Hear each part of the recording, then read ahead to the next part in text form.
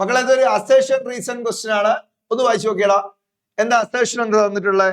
The boiling point of alkyl halide decreases in the order alkyl iodide, alkyl bromide, alkyl chloride, alkyl fluoride. അത് correct ആണ്. കാരണം boiling point തീരുമാനിക്കുന്ന ഒന്നാമത്തെ കാര്യം molecular weight ആണ്.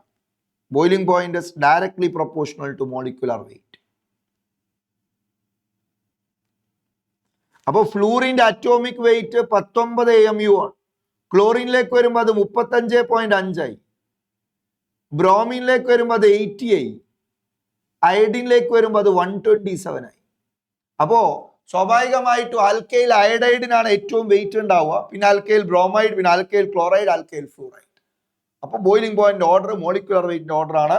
So assertion തന്നിരിക്കുന്നത് correct ആണ്. റീസൺ കൊടുത്തത് the boiling point of alkyl ക്ലോറൈഡും ആൽക്കൈൽ ബ്രോമൈഡും ആൽക്കൈൽ അയഡൈഡും എല്ലാം considerably higher than that of hydrocarbons of comparable molecular mass. അത് ശരിയാണ്.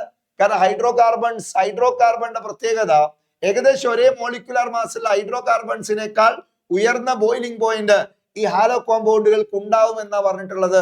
That is also true statement. കാരണം ആൽക്കൈൽ ഹാലൈഡിലെ ഡൈപോൾ ഇന്ററാക്ഷൻ ആണ് ഇന്റർമോളിക്കുലർ ഫോഴ്സ്. എന്നാൽ ഹൈഡ്രോകാർബൺസിൽ ഡിസ്പേർഷൻ ഫോഴ്സ് ആണ്. Both are van der Waals forces, but dispersion force very weak intermolecular force ആണ്.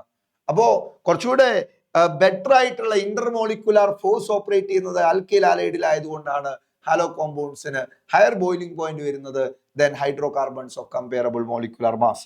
That is also A true statement. പക്ഷേ തന്നിരിക്കുന്ന reason അസേഷന്റെ എക്സ്പ്ലനേഷൻ അല്ല.